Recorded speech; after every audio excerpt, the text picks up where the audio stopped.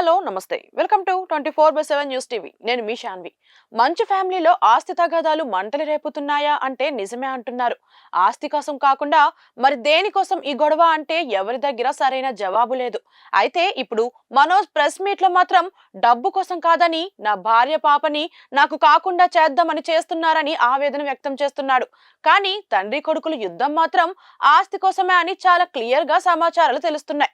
అసలు మోహన్ బాబుకి ఎక్కడెక్కడ ఆస్తులు ఉన్నాయి, అవి ఎవరెవరికి ఇస్తున్నాడు, వీలునామా రాశాడా, అందరికి సమానంగానే పంచాడా, మంచు విష్ణుకి మనోజ్ కి ఏంటి గొడవలు అనేది ఇప్పుడు అందరికీ వస్తున్న సందేహాలు. నా విద్యాలయాలు ఆలయాల కన్నా గొప్పవని పదే పదే మోహన్ బాబు అనడం వినే ఉంటారు. అవును, అది అక్షరాల నిజం. ఇక్కడే మోహన్ బాబు ఆస్తిలో సింహభాగం ఉంది. దాదాపుగా 1500 కోట్ల ఆస్తులు ఈ విద్యాలయాల్లో ఉన్నట్లుగా సమాచారం తెలుస్తోంది. అయితే మోహన్ బాబుకి ఇంత డబ్బు ఎక్కడిది, ఎలా సంపాదించాడు అనేది కూడా చాలా ఆసక్తికరంగా మారింది. మంచు మోహన్ బాబుకు ఉన్న విద్యా సంస్థలకు ఒక ప్రత్యేకత ఉంది. ఎప్పుడైతే ఇలాంటి ఎడ్యుకేషనల్ ట్రస్టులు ఉంటాయో ఇలాంటి వారి ద్వారా బ్లాక్ ని వైట్ చేసుకునే వెసులుబాటు చాలా ఎక్కువగా ఉంటుంది. ఎంతమంది బ్లాక్ మనీని వీటి ద్వారా వైట్ గా మార్చొచ్చు అని ఆర్థిక నిపుణులు చెబుతున్నారు. గతంలో ఇలాంటి వ్యవహారం బాబాల ఆశ్రయాలకు ఉండేది. వీటి ద్వారా ఎంత మనీ బ్లాక్ వైట్ అయ్యేదో నేడు అంతగా ఎడ్యుకేషనల్ ట్రస్టుల ద్వారా జరుగుతున్నట్టు చాలా మంది చెప్తుంటారు. ఇందులో ఎంతవరకు నిజం ఉందో మనకి తెలియదు, కానీ దీని ద్వారా వచ్చే పర్సంటేజ్ 5% నుంచి 10% వరకు ఉంటుంది. After Peddarayudu block buster hit super star Rajinikanth చేసిన ఆర్థిక సహాయంతో కోలుకున్న మోహన్ బాబు ఈ విద్యా సంస్థల ద్వారానే మళ్ళీ నిలబడ్డాడు, ఇండస్ట్రీలో నిలదొక్కున్నాడు. నా రూటే సెపరేట్ అనే డైలాగ్ చెప్పినట్లుగానే తన రూట్ ట్రస్టుల వైపు మార్చాడు. ఇక ఈ బాధ్యతలన్నీ కూడా విష్ణు దగ్గరుండి మరీ చూసుకుంటాడు. ఈ విద్యా సంస్థల్లోనే మెడికల్ కాలేజీలు, ఇన్స్టిట్యూట్స్ చాలా ఉన్నాయి.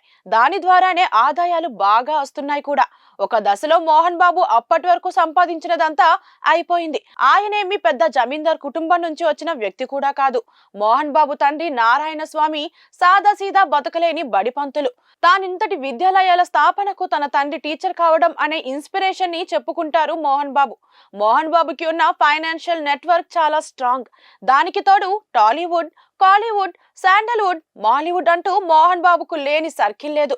వీళ్ళందరికీ మోహన్ బాబు ఫైనాన్షియల్ సర్వీస్ ఒకటి నడుపుతున్నట్టుగా బోగట్ట.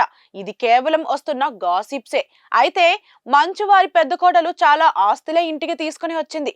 ఆవిడ వచ్చాక ఫైనాన్షియల్ గా విష్ణు చాలా స్ట్రాంగ్ అయ్యాడు. అన్ని బాధ్యతలు తానే చూసుకుంటున్నాడు. దీంతో మోహన్ బాబు ప్రతిదీ విష్ణుకే అప్పచెప్తున్నాడు.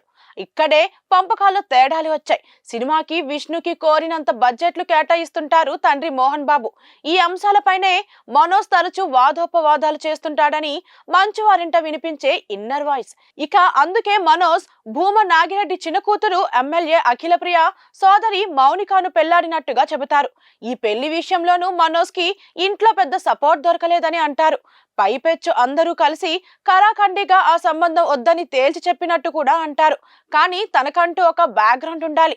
రేపటి రోజు తన తండ్రి తనకు సరైన ఆస్తి పంపకాలు చేయకుంటే తాను బతికి బట్ట కట్టాలంటే అందుకు తగిన అంగబలం ఉండాలి అన్న కోణంలో మనోజ్ భూమా లాంటి ఫ్యాక్షన్ బ్యాక్గ్రౌండ్ గల మౌనికా రెడ్డిని పెళ్లాడినట్టుగా చాలా మంది చెప్తుంటారు. ఇప్పుడు జరిగే గొడవలకి కారణం కూడా ఇదేననేది చాలా మంది వాదన. ఇక మోహన్ బాబుకి సినిమా ఇండస్ట్రీ నుంచి వచ్చిన ఆదాయం దాదాపుగా 500 కోట్లకి పైగా ఉంటుంది.